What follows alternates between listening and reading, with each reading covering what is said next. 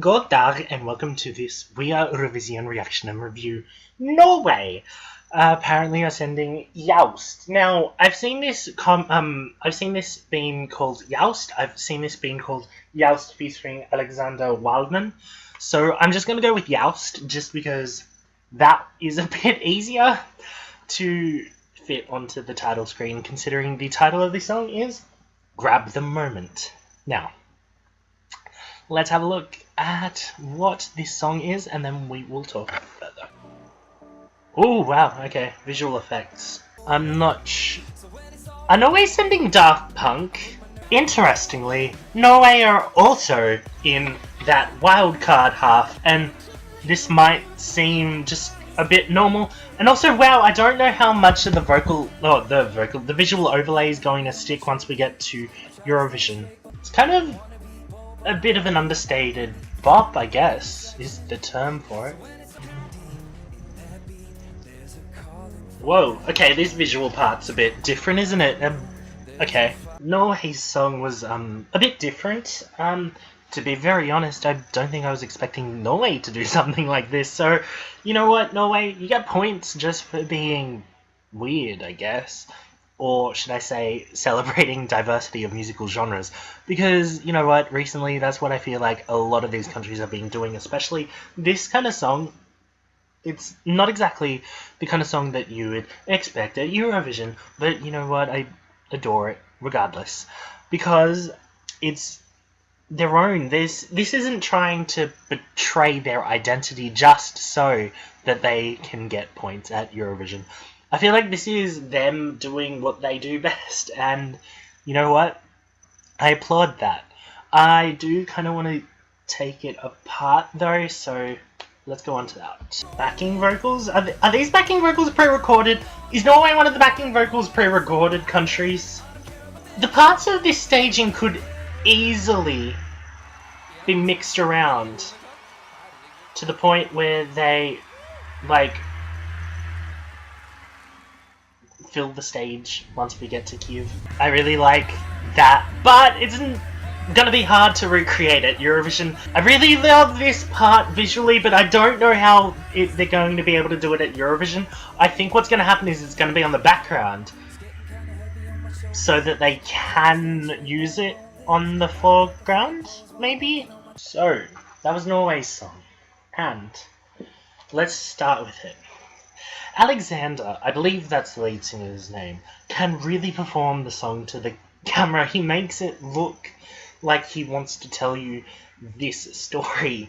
I feel like the band members themselves are like Daft Punk'd, but underground.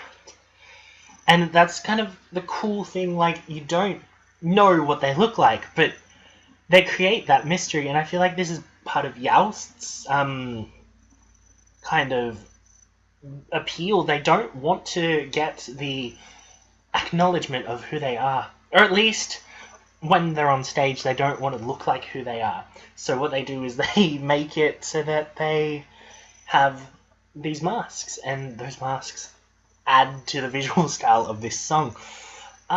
There was a visual change that happened in the bridge that I thought was actually kind of amazing. Now, I think what they did was they just changed the backing lights so that they looked a bit like the stage was a lot darker than it was. I feel like the parts of the staging itself could be easily shifted in order to space it out, but obviously this is a tricky game. If you do this wrong, then you look way too spaced out. If you don't do this right, then it looks like you're squashed in on this big stage, and it makes your act look even more awkward than it could have. This song is very catchy. You can listen to it and feel like you know what the song is, and probably sing along by the end of it. And the lead vocals are extremely strong here. I don't think I realized that this was a live lead vocal until the audience started cheering in, like, the final chorus, and you could clearly hear that it was mixed as a part of the sound itself that was given to the EBU as the video. So yeah, I really think that Alexander can perform live vocally. It's just a matter of who else is going to be backing him up once we get to Kyiv. On to my disadvantages. Now, these are a lot more based on the visual aesthetic of the song. There are a couple that are on the vocals as well. So, the visual filters. I don't know if that's going to pass the EBU. We have had visual filters before of things that were pre-recorded, but a lot of those were, well, yeah, no, a lot of those were pretty ordinary. A couple of those were very special, but I'm not sure whether or not the kind that we saw in this performance will be accepted as part of the performance or not.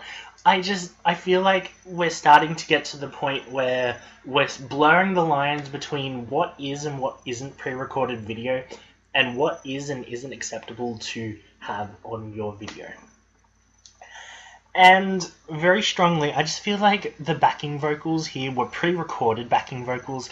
That's going to be hard to recreate at Eurovision just because of the way that the backing vocals were done. It's not to say that backing vocals are hard to recreate at Eurovision, it's just the fact that these specific backing vocals are mostly things that once you get to Eurovision, they can just be very, very tricky things to actually do live.